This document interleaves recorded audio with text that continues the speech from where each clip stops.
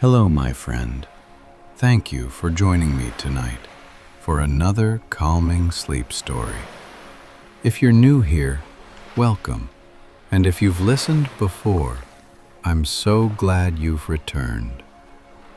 These stories are made to help you drift into rest, to quiet the mind, and soften the body so that sleep can find you gently. Before we begin, I'd like to offer my gratitude. Tonight's story was written and shared with us by Robert. Thank you, Robert, for bringing this tale of beauty and wonder to life. And if these stories bring you peace, please take a moment to subscribe. And if you know someone, a friend or loved one, who sometimes struggles to fall asleep, I'd be grateful if you'd share this with them as well. It means so much to help this restful space grow. Now, tonight's story is one of love and timeless beauty, a myth whispered through ages. The rose of Aphrodite, a flower said to carry joy, longing, and tenderness in every petal, left behind by the goddess of love herself. It is a story of shorelines and starlight, of hearts touched by divine beauty, and of a rose that never fades, a perfect tale to carry with you as you drift softly into dreams. So for now, let's get comfortable. Take a deep breath in and let it go slowly. Feel your body sinking, a little heavier with each exhale. Soften the jaw, loosen the shoulders. Let the hands rest. With every moment, you are safe, you are cared for, and you are already on your way to sleep. And now, let us begin our journey into the Rose of Aphrodite. The story begins on a quiet island in ancient Greece, a place where the sea is always near, where the air tastes faintly of salt, and where the mornings arrive slowly, softly, like a blessing. It is dawn. The horizon is brushed with the palest colors: soft rose, gentle gold, and a delicate blue that deepens as the sun begins to rise. Waves lap against the shore in a rhythm older than time itself. In and out. In and out, like the slow, steady breathing of the earth.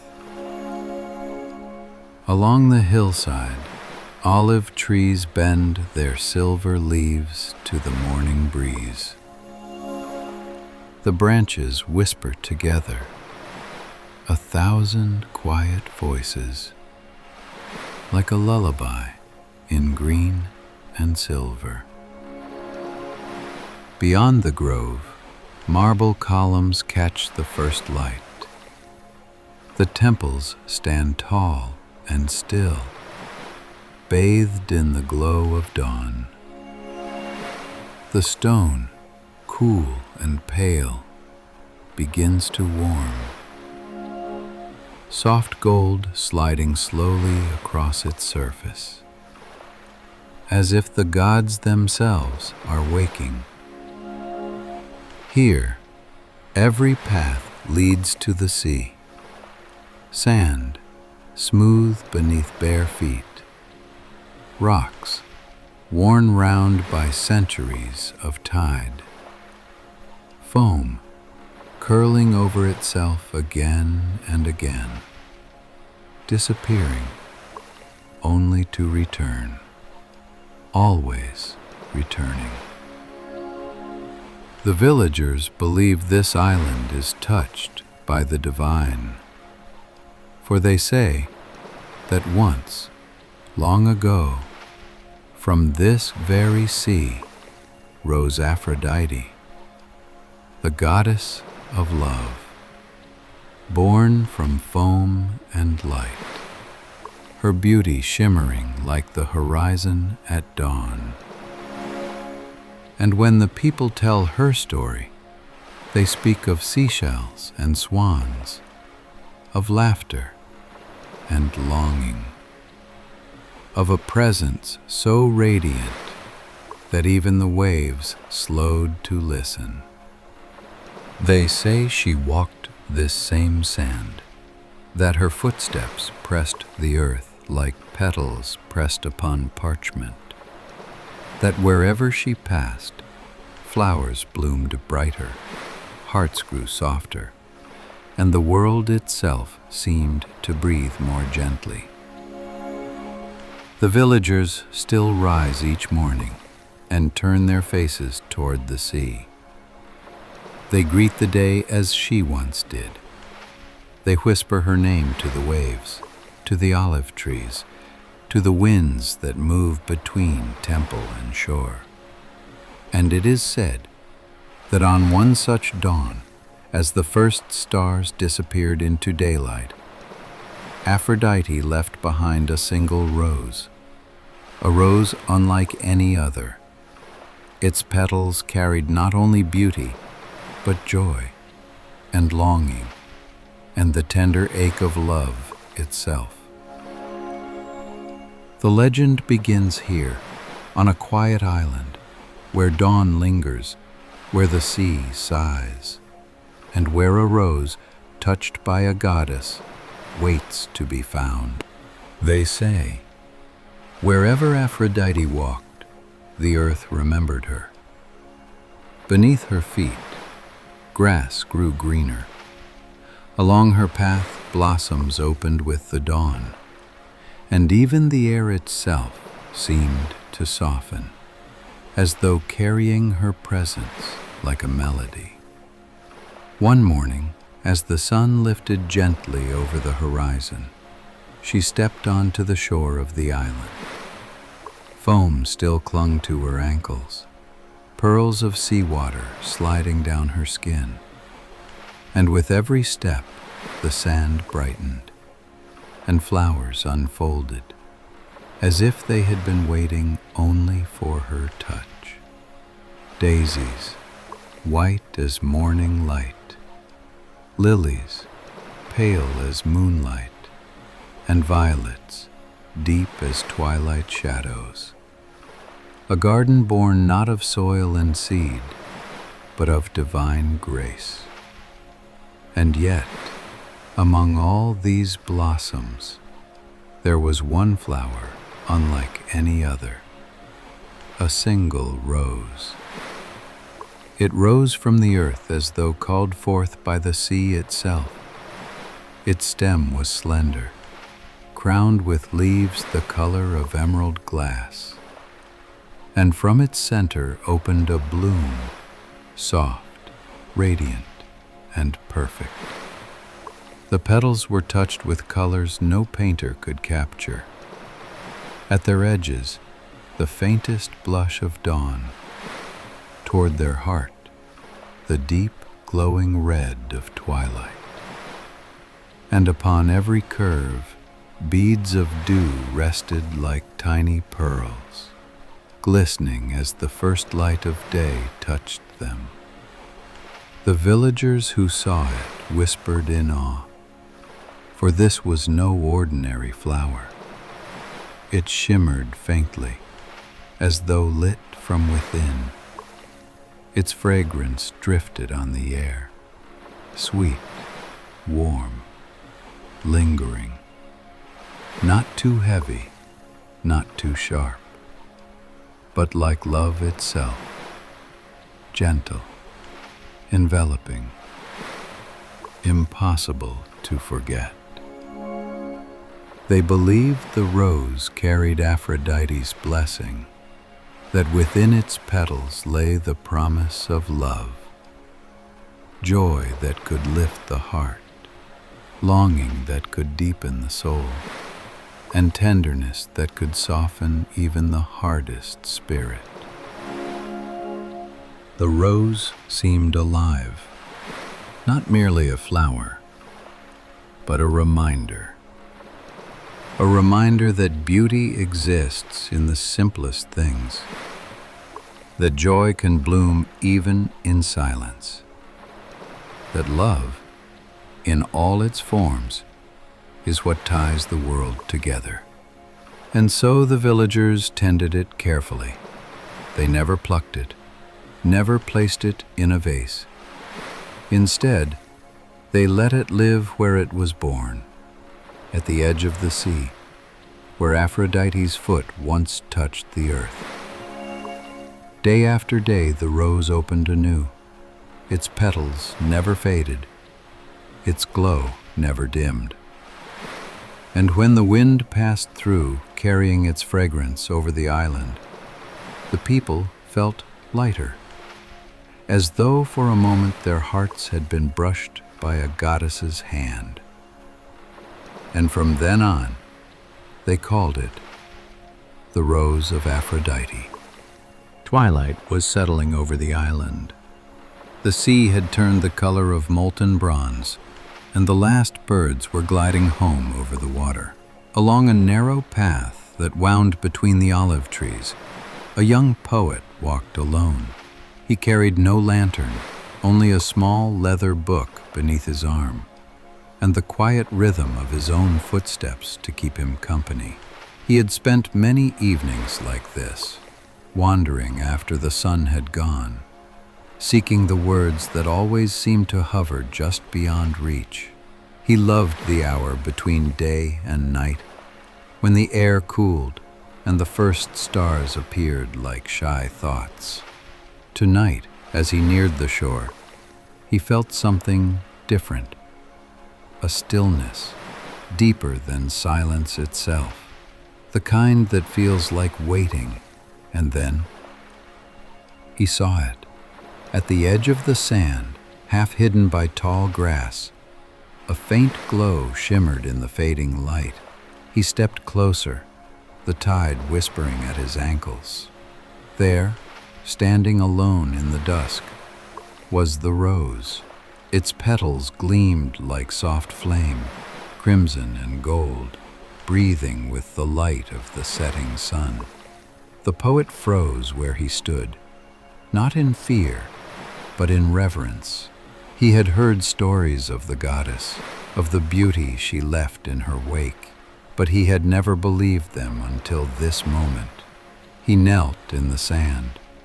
The scent met him first, sweet, familiar, comforting. It reminded him of things he could not name: a mother's hand on his hair, a lover's laughter under spring rain, the hush before a beloved song begins. He reached out, slowly. His fingers brushed the edge of a petal, and warmth flowed into him. Not heat, but something gentle, like a memory returning. It wasn't desire he felt, not excitement or awe, but peace, a deep grounding peace that spread through his chest and seemed to steady every beat of his heart.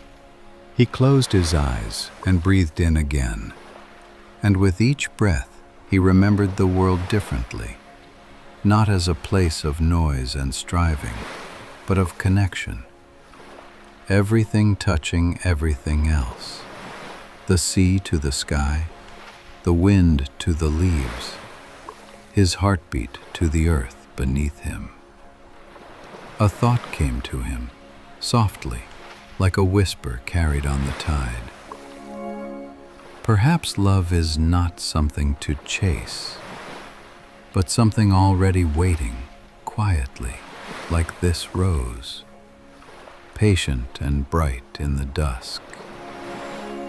He opened his notebook, but no words came, and for once that felt right. He did not need to capture the moment. He only needed to feel it. So he sat beside the rose until night fully fell. The stars gathered above, mirroring the glow of the flower below. The sea sighed, and in that small space between breath and silence, the poet smiled. He had found no poem, but he had found what poems were for.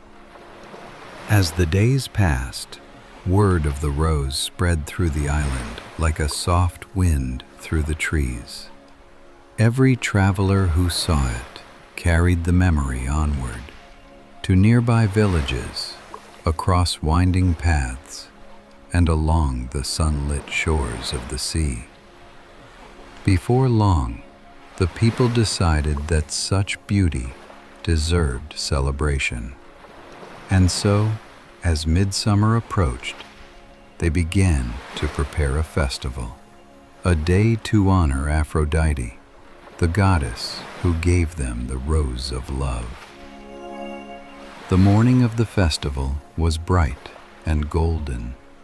The air shimmered with warmth, and the smell of baking bread drifted from every window. Children ran through the streets with ribbons in their hair, their laughter echoing like tiny bells. By the fountain in the village square, women wove garlands of roses, red, white, and blush, threading them with ivy and strands of soft linen. They hung them around doorways, around the marble statues, around the necks of the stone doves that perched along the temple walls. The men carried tables into the sunlight, setting them with bowls of olives, golden honey, and loaves of bread still warm from the oven. Musicians tuned their instruments, the lyre, the flute, the soft beat of a hand drum. Each sound rose into the air like a promise of joy. When the sun reached its highest point, the festival began. The villagers gathered by the sea, where Aphrodite was said to have first stepped onto the sand. The tide shimmered under the light, waves curling gently at the shore. And there, surrounded by petals and song, they brought forth the rose. It was carried in a shallow bowl of marble, lined with white silk. Even in the daylight, the flower glowed faintly, its petals alive with soft color, its fragrance carrying on the breeze. The people fell silent. For a long moment, the only sound was the hush of the waves. Then, an elder spoke, his voice quiet, but full of wonder. "This rose," he said, "is not only a gift of beauty, it is a reminder that love is not a storm or a shout, but a whisper that moves through all living things." The villagers bowed their heads, and one by one, they placed their own roses beside it. Some were simple wildflowers, some carefully grown from their gardens, each offering different, yet together, perfect. The musicians began to play again, softly now, a song of gentle rhythm and steady peace. Children danced in slow circles, their feet tracing patterns in the dust. Laughter mingled with the scent of honey and salt air. It was not a loud celebration, but a contented one, a day where the heart could rest. As the sun began to set, the sky blushed with the same colors as the rose, gold fading into pink, pink deepening into red, and finally into the soft blue of approaching night. Lanterns were lit, one by one, their lights flickering like stars fallen to earth. The sound of the lyre continued, slower now, and the waves answered with their endless hush. By the time the first stars appeared, the villagers had gathered once more around the rose. Its glow was gentle now, reflecting the lantern light, as though content, as though the island's love and laughter had filled it completely. And as the night deepened, the music softened, the laughter faded, and only the sea remained, whispering along the shore, keeping the goddess's secret safe. Evening descended softly over the island. The festival had quieted now, the laughter, the footsteps, all drifting into the calm hum of twilight. Lanterns flickered in the warm night air, their lights swaying gently with the sea breeze. From the hill above the village, the poet watched in silence. In his hands, he held the rose. Its glow had dimmed, not lost, but changed. It no longer shone like fire. Now, it glimmered like starlight, soft, steady, as though breathing in rhythm with the sea. The poet sat by the water's edge, where the waves curled and broke in quiet sighs. He ran a finger lightly along the rose's stem and whispered to it, not as a possession, but as a friend. "You are not mine," he said.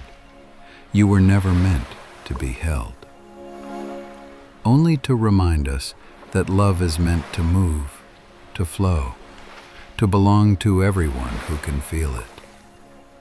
He lifted his lyre. Its strings shimmered in the lantern light. And with a breath, a long, easy breath, he began to play. The notes were gentle. They rose and fell like waves against the shore. Each one lingered, drifting across the water, weaving through the night air. Those still awake in the village paused to listen. Mothers rocking their children smiled faintly. Fishermen sitting by the docks leaned back in their boats. Even the doves on the temple roof stilled their feathers, their eyes half closed in the sound. The melody carried no sorrow, no longing, only peace. It was a song of release, of things loved and let go, of hearts remembering but not clinging.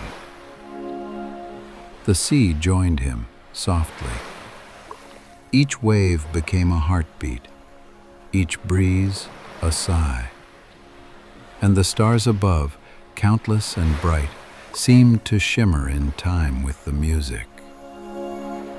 He played until the rose in his hand began to fade from red to pale gold, and then to white. Its petals loosened one by one, lifting gently in the night wind, spinning over the water like tiny lanterns. The poet smiled, not in sadness, but in gratitude. He kept playing. And though the rose was gone, its scent lingered, faint and warm, in the air around him. The villagers said later that the sound of that song drifted far across the sea, that fishermen miles from shore heard it and felt their hearts lighten, that the dolphins followed the tune for a while, leaping under the moonlight, and that, when the last note faded, the night itself seemed to rest easier.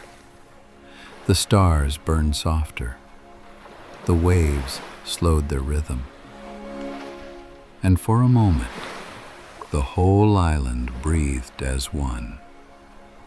The rose of Aphrodite was gone, but its blessing remained, not in a single flower, but in every act of love that followed, in every kindness, every laugh, every shared meal, every gentle song. And though centuries passed, the island never forgot. Each year as the festival returned, they said that if you listened closely at dusk, you could still hear faint music on the breeze. The poet's song, the sea's reply, and the whisper of a rose that never truly faded. Night has fully settled over Greece. The festival lights have gone dim. The last notes of music have drifted away, carried softly across the sea. The air is still warm, and the sky above the island glows with starlight. Thousands of quiet lamps, each one watching gently over the world.